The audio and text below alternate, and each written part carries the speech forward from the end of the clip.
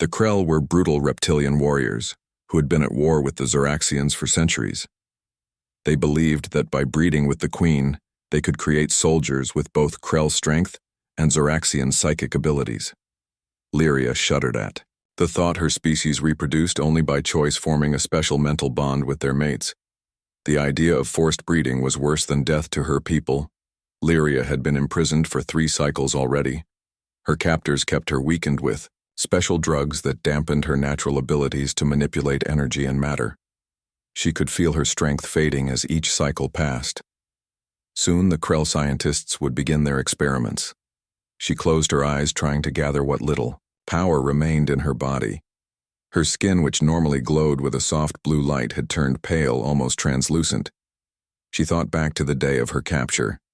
She had been traveling to meet with representatives from the Galactic Council, a neutral, governing body that maintained peace between the major species. Her mission was to discuss a recent border dispute with the Krell who had been encroaching on Zoraxian territory. The meeting was supposed to take place on Nexus Station, a diplomatic outpost in neutral space. Her royal cruiser had barely entered the neutral zone when the Krell ambushed them. 3 warships appeared from behind a nearby moon. Their weapons already charged, Lyria's guards had fought bravely, but they were outnumbered. The last thing she remembered before being captured was her chief guard, Terran, pushing her toward the escape pod. His final words still echoed in her mind. "Live, my queen. The Empire needs you." The Krell had planned the ambush well. They had been tracking her movements for months, waiting for the perfect opportunity to strike her escape pod, had been shot down almost immediately after launch, and she had been unconscious when they brought her aboard their flagship.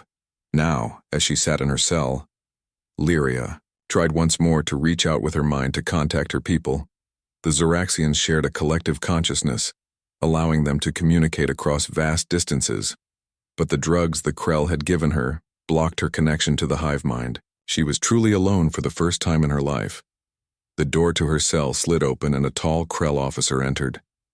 He wore the black and red armor of the elite guard, his scaled skin a dark green that marked him as a high-ranking member of their society. Behind him, 2 scientists followed, their eyes fixed on the datapads in their hands. "The time has come." "Zoraxian," the officer hissed, his forked tongue flicking between sharp teeth. "Our scientists are ready to begin the process. Your genetic material will serve the Krell Empire." Well, Lyria stood as tall as her weakened body would allow. She might be a prisoner, but she was still a queen. "I will never submit to your experiments," she said, her voice steady despite her fear. "My people will find me. They will rain destruction upon your empire for this violation." The Krell officer laughed, a harsh sound that echoed in the small cell. "Your people think you are dead. We made sure of that. The wreckage of your ship and the bodies of your guards were found exactly where we wanted them to be. Even now your empire mourns while they select a new queen." Fear gripped Lyria's heart. If what the Krell said was true, then no one was looking for her. The thought of her people believing she was dead was almost too much to bear. The Zoraxian Empire without its queen would be vulnerable. The succession process would take months, during which time the Krell could launch a full invasion. The officer moved closer, his towering form casting a shadow over Lyria. "We have studied your biology carefully," he said. "We know how to extract what we need, even without your cooperation." He nodded to the scientists, who stepped forward with a device Lyria had never seen before. It hummed with energy, making the air around it shimmer. "Prepare her for the first extraction," one scientist said. His voice was clinical, detached, as though he were discussing a specimen, not a sentient being. "We will begin with baseline genetic sampling, then proceed to phase 2. Lyria backed away until she hit the wall of her cell, her heart's racing in her chest. There was nowhere to run, nowhere to hide. She closed her eyes, summoning what little strength she had left. She would not show fear. Not to these creatures. Just as the scientists reached for her, alarms began to blare throughout the ship. Red lights flashed in the corridor outside her cell. The Krell officer turned his attention away from Lyria, his hand going to the communication device on his wrist report. He barked. "What is happening?" A panicked voice responded through the device.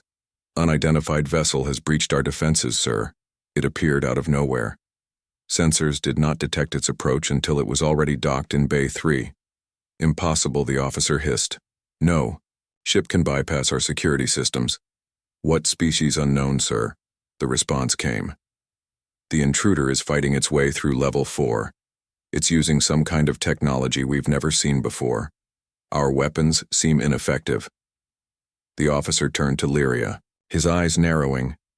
This is a Zoraxian rescue attempt, he accused. Your people knew you were alive all along. Lyria was just as confused as the Krell. If her people had mounted a rescue, they would have sent a fleet, not a single vessel. And Zoraxian, technology could not hide from Krell sensors. This was something else, someone else. The officer barked orders at the scientists. Stay here. Complete the extraction. I will deal with this intrusion. He stormed out of the cell, the door sliding shut behind him, but not before Lyria heard more reports coming through his communicator. Level 5 breached, multiple guards down. The intruder is heading toward the detention level. It's just one person, sir. But it moves like nothing we've seen before. Lyria listened. With growing hope, could this unknown intruder be coming for her? But why would anyone risk their life to rescue her, if not her own people? The scientists seemed nervous now. Their eyes kept darting to the door as the sounds of fighting grew closer. Energy blasts and the clash of weapons echoed down the corridor. We should proceed quickly, one said to the other. The commander wants results before he returns. They turned back to Lyria, the extraction device powering up with an ominous hum. She braced herself for pain, knowing there was little she could do to resist in her weakened state. Suddenly the lights in the cell flickered and went out. The emergency lighting cast everything in a dim red glow. The extraction device powered down, its hum fading to silence. What happened? One scientist demanded, trying to restart the device. The other checked his datapad. Our section has been cut off from the main power grid, he said with growing alarm. Someone has hacked our systems. A loud explosion rocked the detention level. The cell door mechanism sparked and failed. The scientists looked at each other in panic. Their communication devices no longer functioning. We need to get out of here, one said, moving toward the door. He pressed his hand against the emergency override, but nothing happened. We're locked in. The sounds of fighting were much closer now. Just outside in the corridor, Lyria could hear Krell guards shouting orders, followed by energy blasts, and then silence. A heavy thud hit the cell, door followed by another. The metal began to bend inward. Someone or something was forcing it open. The scientists backed away, drawing small weapons from their belts. They pointed them at the door, their hands shaking. Whatever was coming, they feared it more than they feared failing their mission. With a final groan of metal, the cell door gave way, falling to the floor with a crash. In the doorway stood a figure unlike any Lyria had ever seen before. It wore some kind of protective suit with a helmet that obscured its face.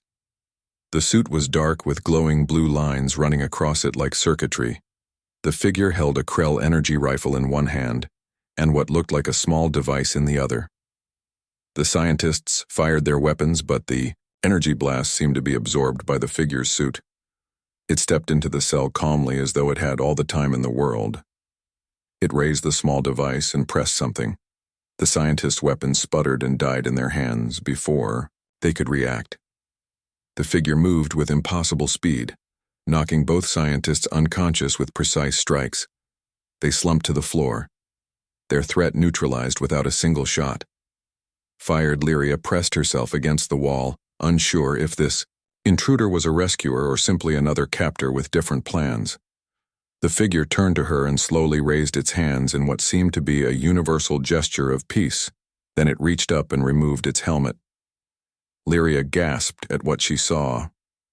Face unlike any species she knew, smooth skin without scales or fur, soft features with a small nose and mouth, pink lips instead of mandibles, and eyes that looked directly at her without the compound lenses of most species. Round eyes with white surrounds and colored centers, deep brown in color, filled with intelligence and something else. Concern. Hello, the creature said. in a voice that sounded strangely melodic to Lyrian ears. "I think you're Queen Lyria, right? I'm Samantha.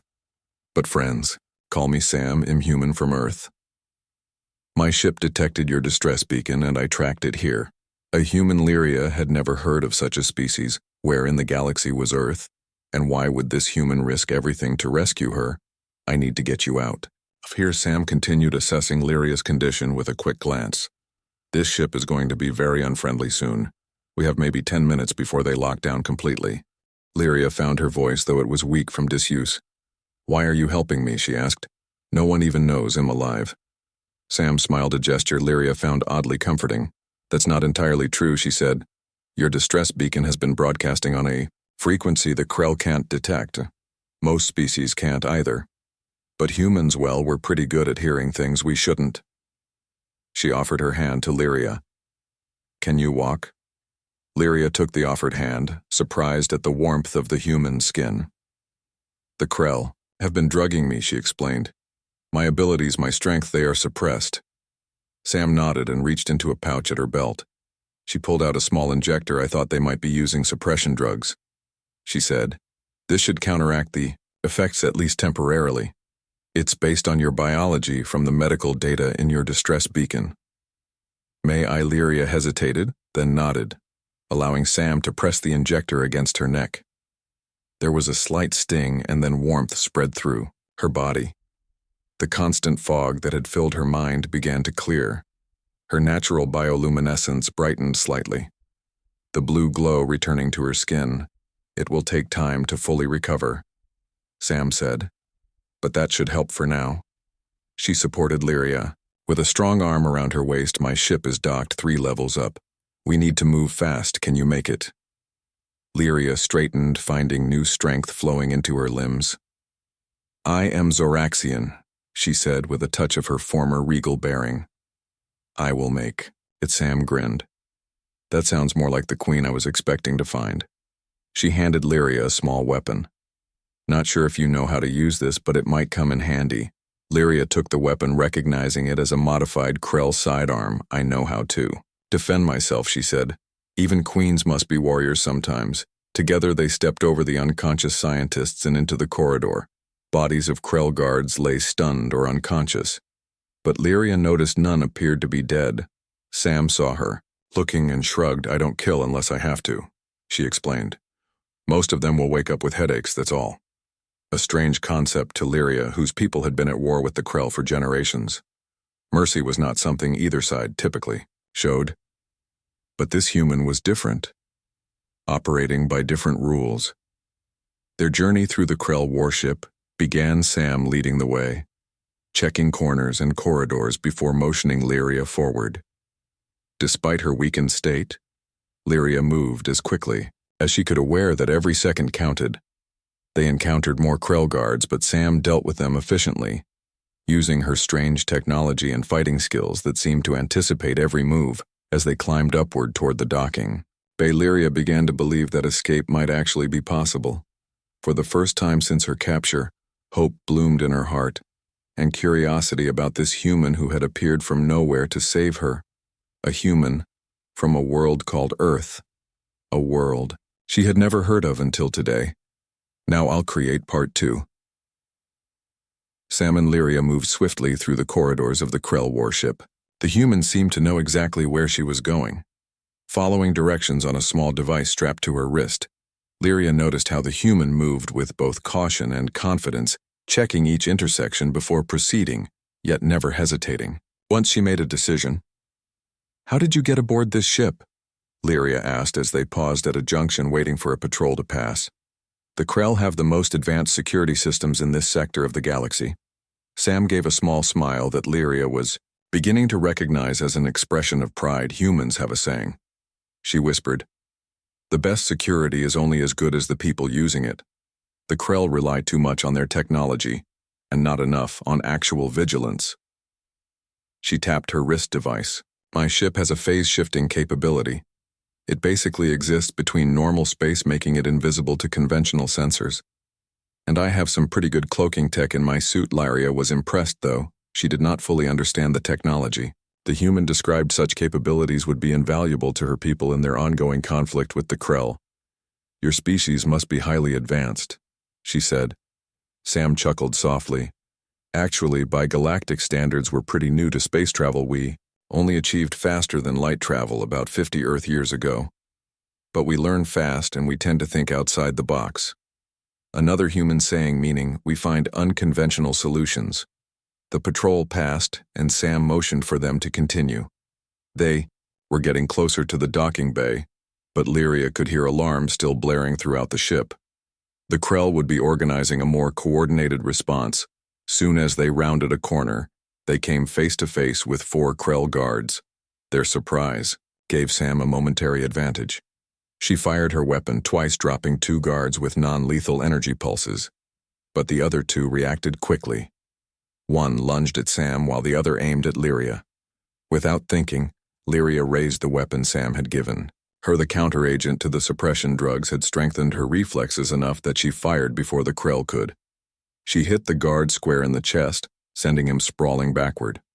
Unconscious, Sam meanwhile was engaged in close combat. With the remaining guard, the Krell was twice her size, his clawed hands slashing at her protective suit. She ducked under his swing, moving with a fluid grace that surprised Lyria. Then Sam did something unexpected. Instead of attacking, she used the Krell's own momentum against him, sidestepping at the last moment and sending him crashing into the wall. The guard slumped to the floor, dazed. "Nice shot," Sam said, nodding at Lyria's weapon. "We make a good team." The human checked her wrist device.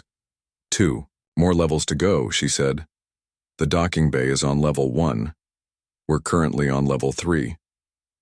They continued upward using service tunnels and maintenance shafts to avoid the main corridors where Krell forces would be concentrating their search. The ship's artificial gravity made climbing easier than it would have been otherwise. Sam explained how her ship was docked in a maintenance bay, rather than the main hangar. "The Krell thought it was a supply delivery," she said. "They have automated systems. For routine shipments, I spoofed their security codes to make my ship look like a regular delivery. Then I just waited until the bay was clear before coming out." They reached level 2 without further incident, but both could sense the increased security. Presence, Lyria could feel her strength returning gradually, the blue glow of her skin growing brighter. As a Zoraxian queen, she possessed abilities far beyond those of her people. The drugs had suppressed these powers, but now she could feel them, stirring. "Let me try something," she said to Sam. They paused in an empty corridor. Lyria closed her eyes, concentrating on the energy field that surrounded all living things, the Krell, the ship, even Sam herself. She could sense them all moving like currents in a vast ocean. With careful focus, she extended her awareness, searching for the path of least resistance. "There," she said, pointing to a service tunnel on their left. 3 Krell guards are blocking the main route to level 1, but this tunnel bypasses them entirely. It leads to a maintenance area just one section away from your docking bay." Sam looked impressed. "Your powers are coming back," she said with a grin. "Good timing." They followed Lyria's guidance, moving through the narrow tunnel in single file. The space was tight, barely large enough for Lyria's taller frame to navigate. Krell ships were not designed for comfort, focusing instead on functionality and defensibility. The tunnel smelled of lubricants and the metallic tang of the alloys used in Krell engineering. As they neared the end of the tunnel, Lyria suddenly stopped, her body going rigid. "Sam," she whispered the commander, the one who was going to begin the experiments. "He's in the maintenance area with at least 10 guards. They know about your ship." Sam frowned. "That complicates things," she said, thinking quickly. "We need a distraction." The human reached into a pouch on her belt and pulled out several small devices. They looked like metallic spheres, no larger than the tip of Lyria's finger. "What are those?" Lyria asked. "Sonic disruptors," Sam explained. "They emit a frequency that affects Krell inner ears. Won't harm them permanently, but it'll disorient them long enough for us to get past." She handed one to Lyria. "Just press the center and throw." They reached the end of the tunnel. Sam peered out carefully. The maintenance area was a large open space filled with equipment and supplies. The Krell commander stood near the center, surrounded by guards. He was issuing orders, pointing. toward a door that presumably led to the docking bay where Sam's ship waited. Sam held up 3 fingers and counted down silently. When she reached 0, both she and Lyria activated their disruptors and threw them into the room. The tiny spheres rolled, across the floor coming to rest among the Krell. A high-pitched sound filled the air, inaudible to Lyria and Sam, but devastating to the Krell. The reptilian warriors clutched at their heads, some dropping to their knees, others staggering in confusion now. Sam shouted. They dashed from the tunnel, running toward the door on the far side. The Krell commander spotted them through his pain, his yellow eyes narrowing in rage. He drew his weapon and fired despite his disorientation. The energy blast missed Lyria, but struck Sam in the shoulder. The human stumbled but kept running. Lyria caught Sam before she could fall, helping her toward the door. That did not look like a stun setting, she said with concern. The commander is using lethal force. I'm fine, Sam assured her, though her voice was strained. The suit absorbed most of it, just keep moving. They reached the door. Sam pressed her hand against the control panel. The door remained closed, locked. She muttered. The commander must have secured. Lyria looked back. The Krell were beginning to recover from the disruptor's effects. The commander was already on his feet, advancing toward them. His weapon raised. Let me try, she said. She placed her hand on the panel and closed her eyes. Zoraxian. Technology was biologically based, using energy fields that interacted directly with machinery. Krell technology was different, but still relied on energy flows that Lyria could sense. With her powers returning, she could feel the locking mechanism, the energy patterns that held it secure. With careful manipulation, she redirected those energies. The door slid open. Sam looked at Lyria with newfound respect. Remind me to have you on my team next time I need to break into something, she said. They hurried through the door, closing it behind them. The docking bay was smaller than the main hangar used for Krell fighters and transports. This bay was reserved for supply ships and maintenance vehicles. In the center sat a vessel unlike any Lyria had seen before. It was sleek and angular, with a dark hull that seemed to absorb light rather than reflect it. No visible weapons or propulsion systems could be seen yet. Lyria could sense the power humming within it.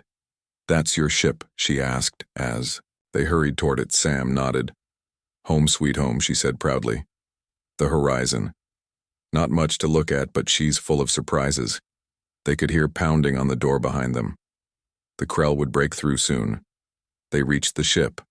Sam placed her hand on a panel near what must have been the entry point. A seam appeared in the seemingly solid hull, widening into a doorway. Get in.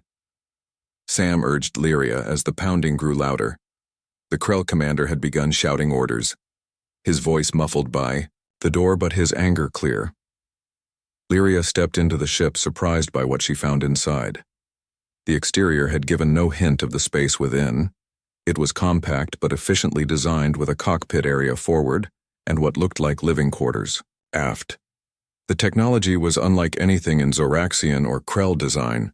The controls were a mix of holographic interfaces and physical switches, clean, elegant, and clearly advanced.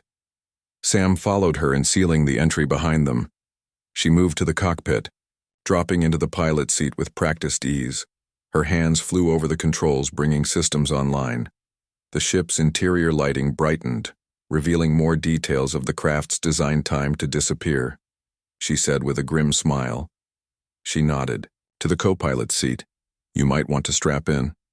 This could get bumpy. Lyria secured herself in the indicated seat, watching as Sam continued the launch sequence. The humans seemed unconcerned that they were aboard a massive Krell warship surrounded by enemy forces with no clear path to escape. The door to the maintenance bay burst open. The Krell commander stormed in, his guards following closely behind. He spotted the ship and raised his weapon, too late. Sam murmured. She pressed a final sequence of controls. The ship hummed with power, but nothing else seemed to happen. No engines roared to life, no weapons powered up. They simply sat there. The Krell commander approached cautiously, his weapon trained on the vessel. He barked orders to his guards, who moved to surround the ship. What are you doing? Lyria asked Sam, her voice tense. They will capture us both now. Sam held up a hand. Wait for it, she said. 3, 2, 1. She pressed a button on the control panel. The view through the cockpit window shifted. Suddenly, the Krell commander and his guards were still visible, but they were looking around in confusion. Their weapons pointed in different directions, none aimed at the ship anymore. "They can't see us," Sam explained with satisfaction. Phase shifting. Technology were slightly out of sync with normal space. They can still see something is here, but not clearly enough to target us. She manipulated more controls. "We're going to slip right past them." The ship rose silently from the docking bay floor. The Krell guards fired randomly into the air, their energy blasts passing harmlessly through the phased vessel. Sam guided the ship toward the bay doors, which remained closed. "Those doors are 30 centimeters of reinforced cranium alloy," Lyria said. "Even if they can't see us, we can't pass through solid matter." Sam grinned again. "That depends on how you define solid in a phase-shifted state," she said. "Watch and learn." "Your Majesty." The ship accelerated toward the closed doors. Lyria braced herself for impact, but it never came. Instead, she felt a strange tingling sensation as the ship passed through the solid doors, as though they were merely holograms. Then they were outside the Krell warship in open space. "Incredible," Lyria breathed. She had never seen technology capable of such a feat. The military applications alone would revolutionize the war with the Krell were not clear yet. Sam warned, "The phase shift only lasts for short periods." She checked her instruments. "Krell vessels are powering. Weapons. They can't target us precisely, but they can fill space with enough energy blasts to hit us by chance." As if to prove her point, energy beams began firing from the Krell warship, cutting through the void around them. Sam piloted with extraordinary skill, weaving between the random fire patterns. With each maneuver, they moved farther from the warship. When they were at what Sam deemed a safe distance, she pressed another sequence of controls. The ship shuddered slightly as it returned fully to normal space. Then, without warning, stars streaked into lines as they jumped to faster-than-light travel. The Krell warship disappeared behind them, replaced by the swirling patterns of hyperspace, or whatever the humans called their version of faster-than-light travel. Lyria felt the tension drain from her body. They had escaped. She was free. Sam set the controls to automatic and turned to face Lyria. Her expression was concerned. "You should rest," she said. "The drugs they gave you will take time. To fully clear your system, I have medical facilities you can use to recover." Lyria studied the human with growing curiosity. This stranger from an unknown world had risked everything to save her. There must be a reason. "Why did you rescue me?" she asked. "Directly, I am grateful, but I do not understand. What does Earth gain from this?" Sam seemed surprised by the question. "Not everything has to be a political calculation," she said. "I detected a distress signal. Someone was in trouble. I had the means to help. So I did." She shrugged as if it were the most natural thing in the galaxy. Lyria found this difficult to accept. No species she knew would risk conflict with the Krell Empire without significant potential gain. The Zoraxians themselves would not have attempted such a rescue without calculating the political and military advantages. "You did not know I was the Zoraxian queen," she pressed. Sam shook her head. "Not until I accessed the Krell computers during my infiltration. I just knew someone needed help." She smiled, that strange human expression again. Of course, finding out you were royalty did add a certain dramatic flair to the rescue. Before Lyria could respond further, Sam stood with a slight wince. The energy blast that had struck her shoulder clearly caused more damage than she had admitted. Lyria noticed a dark stain spreading across the humans. "Suit, you're injured," she said, rising from her seat. "The commander's weapon. It was set to kill him fine." Sam insisted, though her face had paled. "The suit has medical functions built in. It'll stabilize the wound." But she swayed slightly, her knees buckling. Lyria moved quickly, catching the human before she could fall. Sam had saved her now. It was her turn to help. "I have healing abilities," she said. "As my strength returns, I can accelerate your recovery." Sam tried to protest, but Lyria ignored her. She guided the human to what appeared to be a resting area toward the rear of the ship. Carefully, she helped Sam remove the upper portion of her protective suit, revealing the wound beneath. It was worse than Lyria had feared. The energy blast had burned through the outer layers of the suit and into the human's flesh. The wound was deep and still bleeding. "This requires immediate attention," Lyria said. She placed her hands gently on either side of the injury and closed her eyes. In Zoraxian healing, the healer's energy merged with that of the patient, creating a harmonized field that accelerated natural healing processes. As a queen, Lyria's healing abilities were far stronger than those of ordinary Zoraxians. A soft blue glow emanated from her palms, spreading across Sam's injured shoulder. The human gasped, then relaxed as the pain began to subside. Lyria could sense the damaged tissues, knitting back together blood vessels, sealing muscle fibers, reconnecting. She could also sense something else, something unique about this human's physiology. There was a resilience, a vitality she had never encountered in any species. The cells responded to her healing energy with surprising speed, adapting and integrating the foreign energy patterns without resistance. Most species required careful adjustment of the healing field to prevent rejection, but this human accepted it naturally, as though Zoraxian energy was somehow compatible with human biology. When Lyria finally opened her eyes, the wound was mostly healed. A pink scar remained where charred flesh had been minutes before. Sam was looking at her with amazement. That was incredible," the human said, examining her shoulder. "The pain is completely gone. You should still rest," Lyria advised. "The healing is not complete, but the critical damage is repaired. Your body's natural processes will finish what I started." Sam nodded, settling back on the resting platform. Lyria noticed the human's eyes were growing heavy with exhaustion.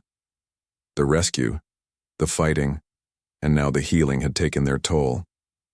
Even this remarkable creature had limits. "Sleep," Sam, Lyria said softly. "You are safe now." As the human drifted into sleep, Lyria took the opportunity to explore the ship. It was indeed small by the standards of Royal Zoraxian vessels, but impressively equipped. The technology was a curious mix of advanced and practical, solutions that worked rather than those that looked impressive. She found herself admiring the efficiency and creativity evident in the design. In the cockpit, she examined the navigation system. The ship was on a preset course away from Krell space. The destination was not immediately clear to her. The star patterns displayed on the navigational hologram were unfamiliar. This part of the galaxy was unknown to her. Lyria accessed the ship's computer system, finding it surprisingly open to her touch. No security protocols prevented her from viewing the navigational data. Sam's homeworld Earth was indeed located in a remote spiral arm of the galaxy, far from both Zoraxian and Krell territories, in a region largely unexplored by either empire. According to the logs, humans had only recently developed faster than light travel. Their first contact with other species had been less than 2 decades ago. They were unknown to most of the major galactic powers. Their technology had evolved along different paths, resulting in unique solutions like the phase-shifting capability that had saved them. Lyria found herself increasingly intrigued by these humans. If Sam was representative of her species, they were brave, adaptable, and possessed a moral framework that valued helping others without calculation of advantage. They could become valuable allies to the Zoraxian Empire. Particularly in the ongoing conflict with the Krell, her exploration was interrupted by a soft chime from the communication system. A message was coming in encrypted on a frequency Lyria recognized. It was a Zoraxian royal frequency used only by the Imperial Court. The encryption was one only she and her highest advisors would know. They were looking for her. Lyria hesitated, uncertain how to respond. She glanced back toward where Sam slept. The human had saved her life, risked everything to rescue her. She deserved to know what was happening. Lyria decided to wait until Sam awoke before responding to the message her people had believed her dead for 3 cycles. A few more hours would make little difference. As she settled into the co-pilot seat, watching the swirl of hyperspace through the viewport, Lyria contemplated what her rescue would mean for the galaxy. The Krell would be furious, their plans thwarted, their breeding program delayed if not abandoned entirely. The Zoraxian Empire would rejoice at her return, but would also press for immediate military action against the Krell. And somewhere in this complex, political equation was Earth and its humans. A new variable with unknown potential. Lyria found herself hoping that this encounter would lead to more than just a rescue and return to the status quo. Perhaps it was time for a new approach to the ancient conflicts that divided the galaxy. Perhaps these humans, with their strange philosophy of helping first and calculating advantage later, had something to teach the older species. She watched the stars stream by, thinking of all that had changed in the space of a single day and all that might yet change in the days to come. Now, for part 3. Sam awoke to find Lyria seated in the cockpit of the Horizon, studying the star charts with intense focus. The human stretched carefully, testing her injured shoulder. The pain was nearly gone thanks to the Zoraxian Queen's healing abilities. She moved to join Lyria in the cockpit. "How long was I asleep?" she asked, noting that the ship's chronometer showed several hours had passed. "6 of your Earth hours," Lyria replied without looking away from the charts. "Your body needed time to complete the healing process." Sam nodded, checking the ship's systems. Everything appeared to be functioning normally. They were still in hyperspace, on course for the rendezvous point she had programmed before rescuing Lyria, a neutral trading station in a system far from both Krell and Zoraxian space. From there she had planned to arrange safe passage for the Queen back to her homeworld. "We received a message while you slept," Lyria said, finally turning to face Sam. Her expression was difficult to read, her alien features moving in subtle ways that human facial recognition could not easily interpret. "It is from my people. They are searching for me." Sam raised her eyebrows in surprise. "I thought the Krell made sure your people believed you were dead." "They did," Lyria confirmed. "But it seems my chief advisor, Milas, never accepted the evidence. He continued searching using royal frequencies known only to a select few. The message contains coordinates for a rendezvous with a Zoraxian scout vessel." This changed things, Sam realized.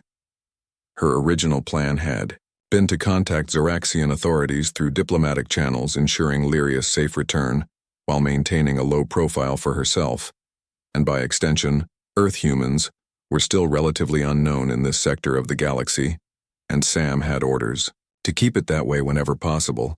Direct contact with a Zoraxian vessel, particularly one connected to the royal court, was not part of the mission parameters, yet she could hardly refuse to help reunite the Queen with her people. "I can adjust our course," she offered. "If you'll share the coordinates." Lyria seemed hesitant.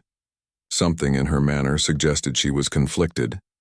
Sam waited patiently, recognizing that the Queen had been through a traumatic experience and might be processing complex emotions. "Before I return to my people," Lyria said finally, "there are things I must understand.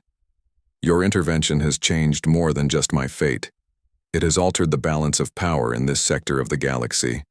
The Krell will be searching for both of us. Their pride will demand vengeance." Sam nodded. That had occurred to her as well. The Krell were not known for their forgiveness. They would view her actions as a declaration of hostility from Earth if they ever discovered her origin. "I need to know more about humans," Lyria continued. "About Earth. Why would your people risk conflict with the Krell to save a single Zoraxian, even their queen? What do you hope to gain from this?" The question seemed to genuinely puzzle Lyria. Sam realized the concept of helping without expectation of reward must seem foreign to a species that had been engaged in interstellar politics and warfare for centuries. Earth has no official relationship with either the Zoraxian Empire or the Krell. Sam explained, "We're still relatively new to the galactic community.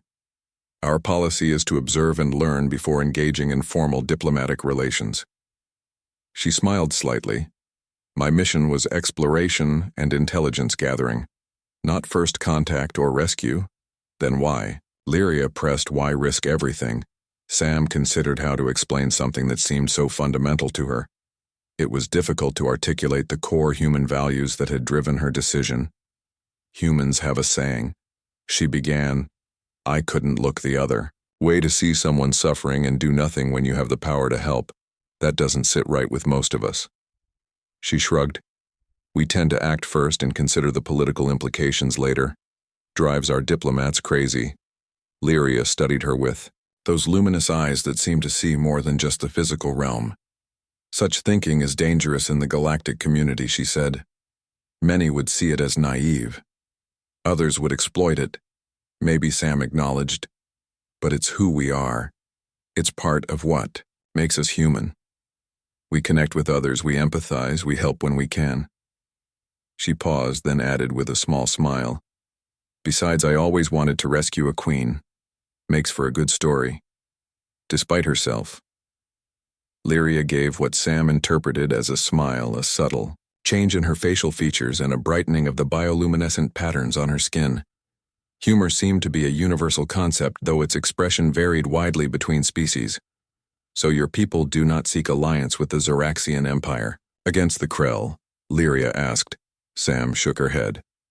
Officially, Earth remains neutral in your conflict. We're still establishing our place in the galactic community. Her expression grew more serious. But unofficially, I can tell you that humans tend to side with those who are victimized. The Krell's attempt to force breeding. She struggled to find a diplomatic way to phrase it. Goes against everything we believe about sentient rights. Lyria nodded slowly. I begin to understand, she said. Though Sam sensed she was still processing this strange human perspective. Then she asked, perhaps you would consider bringing me directly to my homeworld, rather than the rendezvous point. My return must be handled carefully to avoid political complications. Sam hesitated. Zoraxian space was heavily guarded, particularly around the royal homeworld. The Horizon was equipped with advanced stealth technology, but penetrating Zoraxian defenses would be challenging. Even with the Queen aboard, they might be fired upon before they could identify themselves.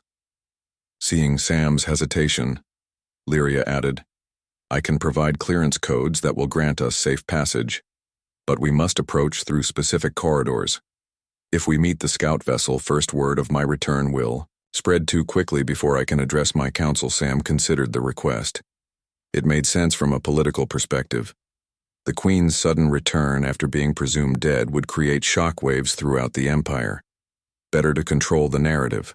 From the beginning, this was exactly the kind of situation her training had covered, minimizing political disruption when unexpected events occurred. All right, she agreed. I'll set course for your homeworld. If you'll provide the navigation data and clearance codes. Lyria seemed relieved. She moved to the navigation console and began entering information. The star charts shifted, displaying a new route through space. It would take them deeper into Zoraxian territory than Sam had ever ventured, but with the Queen aboard, the risk was acceptable. As Lyria worked, Sam noticed something odd about the course being plotted. It seemed unnecessarily complex, with several detours and course changes. Is there a reason we're taking such a roundabout approach? She asked. Lyria nodded, without looking up. We must avoid Krell sensor nets, she explained. They have listening posts throughout this sector. Even with your impressive stealth technology, it is better to avoid areas of high surveillance. Additionally, several of these regions, she indicated points along their route, are sacred to my people. Passing through them will grant us additional protection. Sam accepted this explanation, though something about it triggered her instincts. Humans had survived as a species partly due to their ability to sense when something wasn't quite right. But Lyria was the expert on Zoraxian space and customs, Sam reminded herself. It made sense to defer to her knowledge. With the new course set, they returned to normal space briefly to make the necessary adjustments to their trajectory. The view outside the viewport shifted from the swirling patterns of hyperspace to the star-filled blackness of normal space. They were in an unoccupied system far from any inhabited worlds, a perfect place to alter course without being detected. As Sam prepared to re-enter hyperspace, the ship's sensors detected something, a faint energy signature at the edge of the system. She frowned, checking the readings. It matched no known ship configuration in her database. Something wrong? Lyria asked, noticing Sam's concern. Not sure, Sam replied, running a more detailed scan. Picking up an unusual energy signature could be nothing, just space phenomena. But she left the thought unfinished as she focused on the readings. The energy signature was moving, growing stronger. It was definitely a ship, but using a propulsion system unlike any Sam had encountered. The configuration was neither Zoraxian nor Krell. We should leave quickly, Lyria suggested, her tone suddenly urgent. This region is not as empty as it appears. Sam nodded, already. Engaging the hyperdrive, the stars stretched into lines once more as they jumped back to faster-than-light travel. But not before the ship's computer logged a detailed reading of the mysterious vessel. Whatever it was, it had changed course as soon as the horizon reappeared in normal space. It had been heading toward them. That was strange, Sam said once they were safely in hyperspace. That ship seemed to be looking for something or someone. She glanced at Lyria. Do you know what it might have been? The Queen shook her head. Though Sam thought she detected a flicker of something, perhaps concern, in her bioluminescent patterns. There are many species in this sector of the galaxy, she said. Many with technology unfamiliar to humans. True enough, Sam conceded, though her instincts were still signaling caution. The galaxy was vast and humans had encountered only a fraction of its intelligent species. It was entirely possible the ship belonged to a civilization unknown to Earth. They continued their journey following the complex route. Lyria had plotted Sam used the time to learn more about the Zoraxian Empire and its culture. Lyria in turn asked questions about Earth and humans. Their conversations ranged from political systems to art, from technology to philosophy. Sam found herself increasingly impressed by the Zoraxian Queen. Her intelligence was evident, but so too was a certain wisdom that seemed to transcend cultural boundaries. Despite their different evolutionary paths and the vast distances between their homeworlds, they found common ground in their discussions.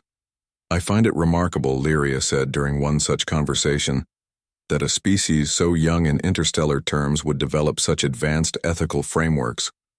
Your concept of universal rights for sentient beings is not common in the galaxy. Many older species still view others as inherently inferior.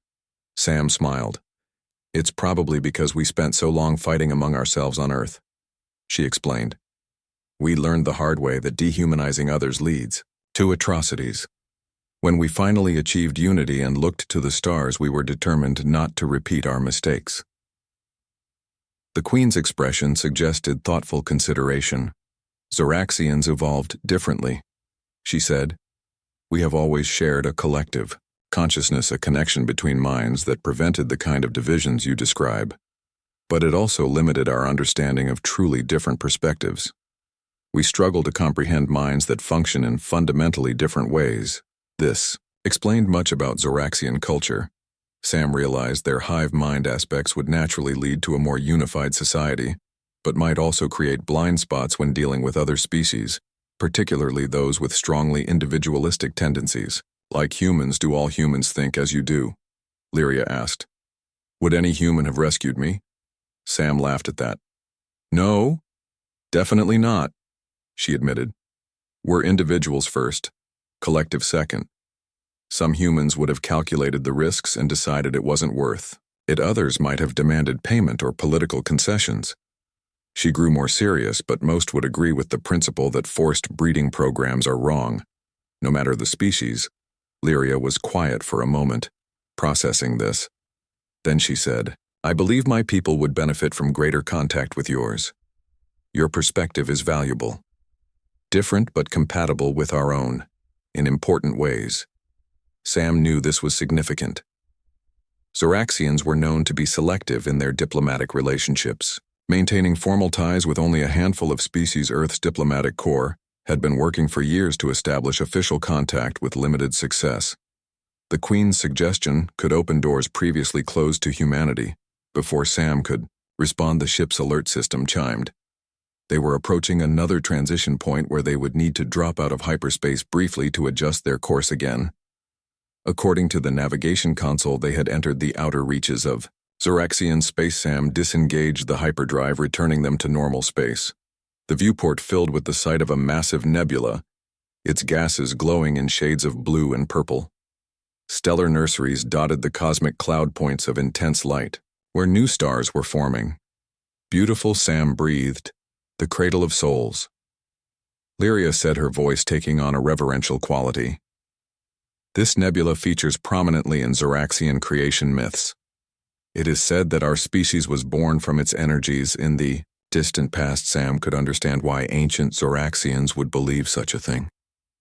The nebula pulsed with energy in patterns that resembled the bioluminescent glow of Lyria's skin. There was a rhythm to it, almost like a heartbeat, as they adjusted their course. Sam noticed something unusual about their position. According to the ship's navigational data, they were much closer to the Zoraxian homeworld than the route had initially indicated. They had covered more distance than expected. Lyria noticed her confusion. The nebula's energy fields can be used to accelerate travel, she explained. Another reason I chose this route. Sam nodded, though again. Her instincts tingled with caution. She checked the ship's systems, finding everything in order, but something felt wrong. She couldn't put her finger on what exactly was bothering her. They were preparing to re-enter hyperspace when the ship's sensors detected multiple energy signatures emerging from the nebula. Large signatures consistent with warship's proximity alert blared the computer vessels approaching, designated as Zoraxian Royal Guard. Class Lyria moved quickly to the communication console. This is unexpected, she said. Even with the codes I provided, they would not normally intercept a ship at this distance from the homeworld. She began transmitting a signal on a secure frequency. Sam watched the approaching vessels with growing concern. 7 ships, all heavily armed in a standard escort formation. They were moving to surround the horizon, cutting off potential escape routes. Good news, Lyria announced. They have recognized my royal signature. They are here to escort us safely to the homeworld. That seemed reasonable. Sam thought royal protocol would likely demand a proper escort for the returning queen, especially after her presumed death and miraculous rescue. Still, the timing was convenient, almost as though they had been waiting. The lead Zoraxian vessel hailed them. The view screen activated, showing a Zoraxian male, his skin glowing with the same bioluminescent patterns as Lyria's, though less intense. His uniform marked him as a high-ranking officer of the Royal Guard. Your Majesty, he said, bowing his head deeply. It brings joy to all Zoraxians to see you alive. And well, we had feared the worst when news of the Krell ambush reached us. Lyria inclined her head regally. Commander Terran, she acknowledged. I am pleased to see you survived as well. I remember you pushed me toward the escape pod before the Krell boarded our ship. The commander looked momentarily confused, then recovered quickly. Yes, Your Majesty, he said. Though I was injured in the battle, I was recovered by our forces. Sam's sense of wrongness intensified. She had spent enough time with Lyria now to recognize subtle changes in her bioluminescent patterns. The queen was tense, perhaps even afraid. Though her royal demeanor revealed nothing, her body language was clear to someone who had been observing her closely.